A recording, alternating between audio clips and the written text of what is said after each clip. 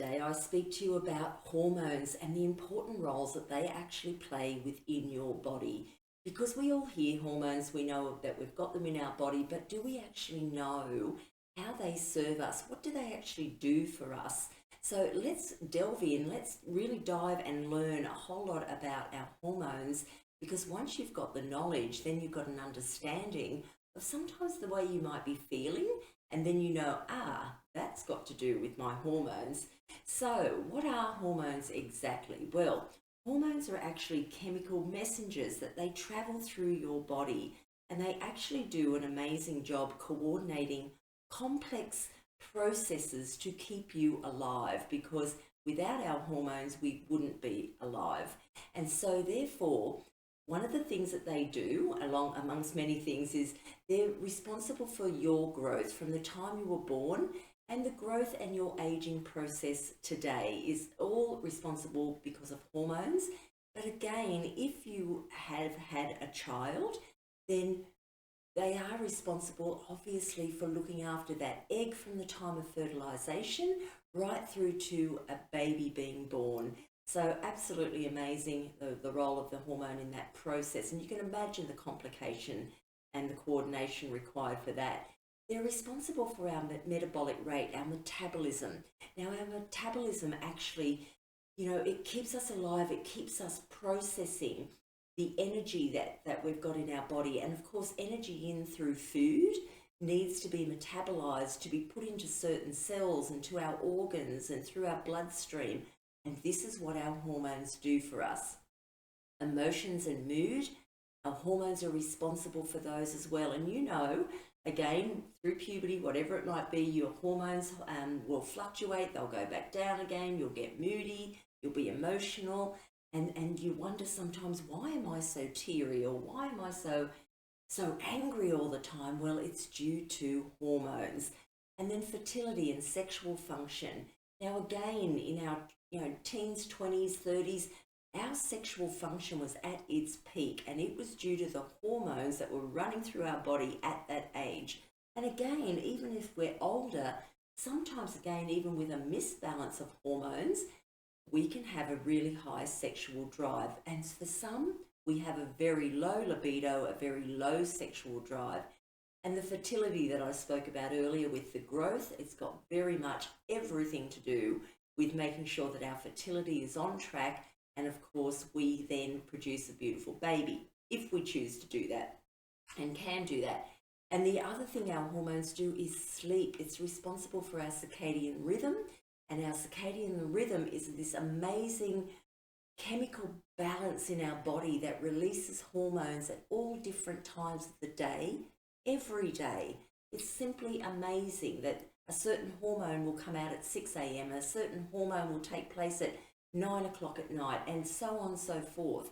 So it's responsible for our sleep. Now, we can disrupt our sleep ourselves. We humans are fabulous at doing that.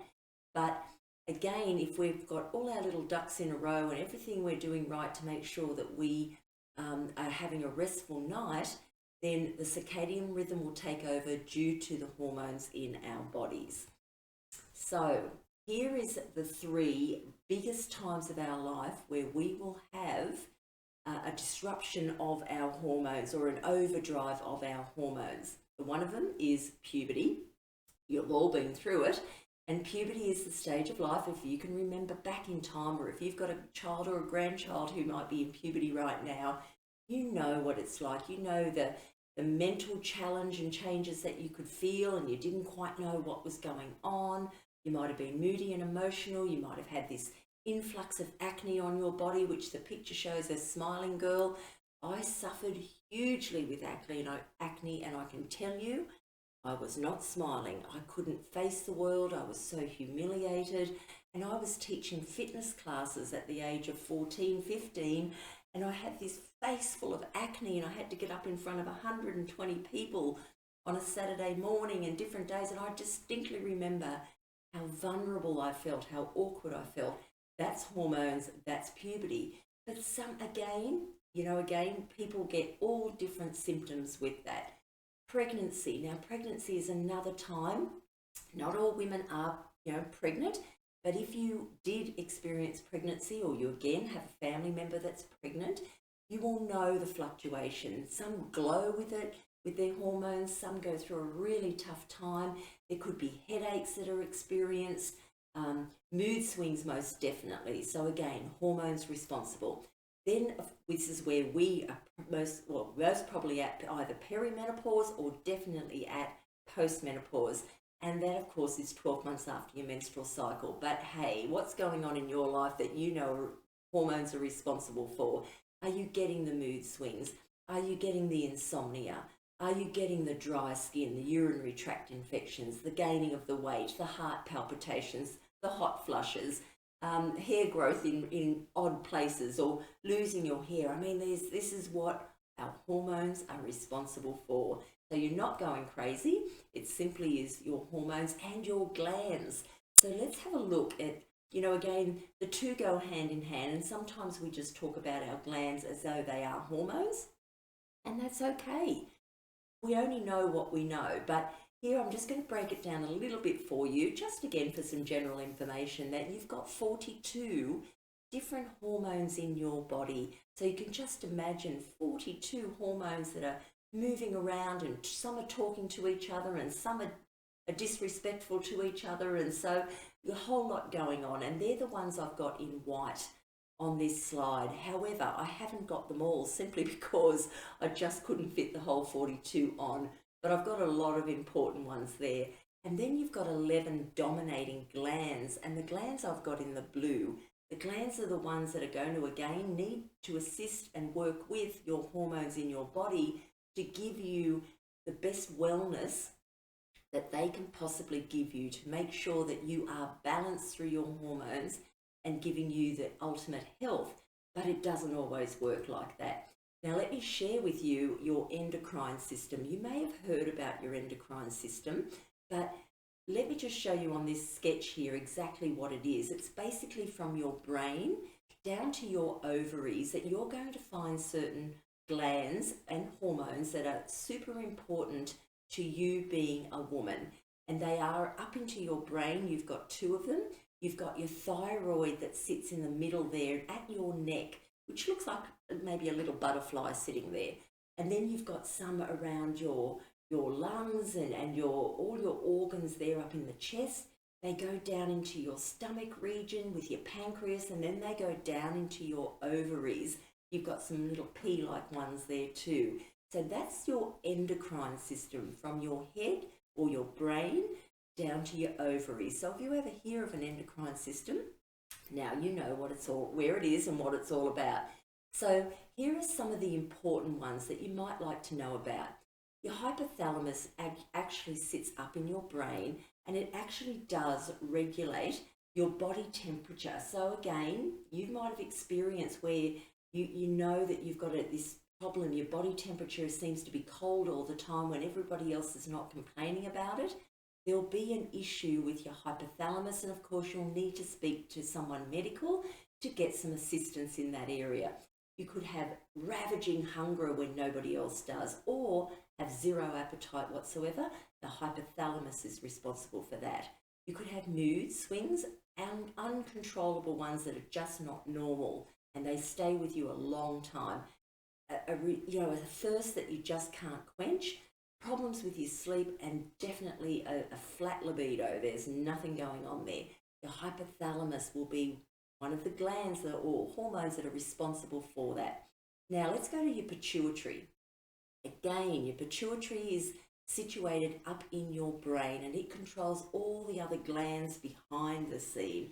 It's like the Wizard of Oz. It's like, hang on a minute, come with me, let's skip down the road and travel through the body, and I'll put you where I need you to go. So that's what this pituitary gland does. It controls your metabolism growth, it controls your sexual maturation, it controls your reproduction, your blood pressure, and many other physical functions and processes. So it's a pretty important gland in your body, and you've probably heard of the pituitary.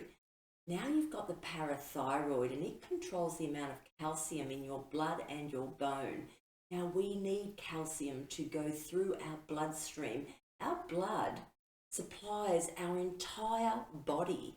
And of course, you'd know if you didn't have blood functioning and really good blood cells, white cells, red cells, and the amount of calcium in it that you need, you would not be alive today. So the parathyroid is responsible for that gland, and then it is also responsible for your bone. This is talking about your bone quality. So the parathyroid needs to be there, because the one thing that will be detrimental to us from the age of 40 onwards is if our parathyroid's not working and our bone is breaking down, or the quality of our bone is becoming less and less, then we are susceptible to osteoporosis, and that is one of the 3 major diseases that kill women over the age of 50 or take their lives too early. All right, the pancreas. The pancreas, again, if you remember, the body was sitting down in the stomach area. So the pancreas maintains the body's blood glucose levels, and it produces insulin to help use food as energy. So when you put the food into your body, I mean, what happens to it? Have you ever thought about it? Well, it's got to be used. It's got to be given as energy. Otherwise, you know, again, you'd just be more and more lethargic, wouldn't be able to move, haven't got anything in the body to fuel it, and again, you would not survive. So insulin is released through your pancreas. Very, very important. It's the primary hormones for insulin and glucagon in your body. Now, the thyroid. I just love this little thyroid because it can give women so many problems. Remember I showed you the little butterfly sitting in the neck? That's where your thyroid is, and that is the hormone that I'm talking about now. It's part of your endocrine network. Now, it's actually responsible for your metabolism, and it regulates your heartbeat and how your calories are going to be used in your body. This is the one gland that actually gives women a whole lot of problems, because some women suffer with too much thyroid, and so therefore it's called hyperthyroidism. Maybe you've heard of it, maybe you've got it. So hyperthyroidism is going to give women all sorts of problem because they've got too much of this thyroid gland. And then we've got women that have got too little of it, and too little is hypothyroidism. So you've got hyper with too much and hypo with too little. And again, all sorts of complications, which I won't go into now, but I just simply wanted to explain to you that if you are suffering, if someone's diagnosed you with hyper or hypothyroidism, that's where it's located. It's in your neck. And your adrenal glands. Now, your adrenals are located at the top of the kidney, so that was up in that above the tummy and up in that, what I said, the chesty area there.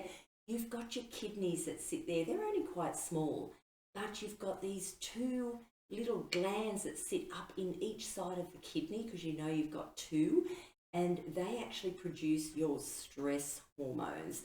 And now, stress, as you know, it's okay to have a little bit of stress. So when stress is in your body, the adrenal glands fire up and cortisol comes into your body, and you go and fight the problem, whether it's mentally, emotionally, or physically, and then you settle down and everything about your system goes back into place and life is good.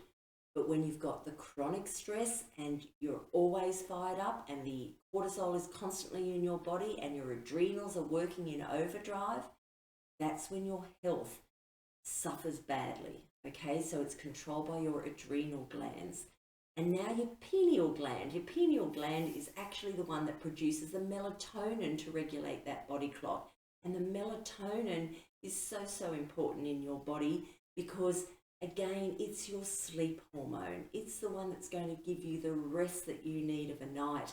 And if your circadian rhythm that I spoke about earlier is out of whack and your body clock's not working efficiently, your pineal gland is again being compromised.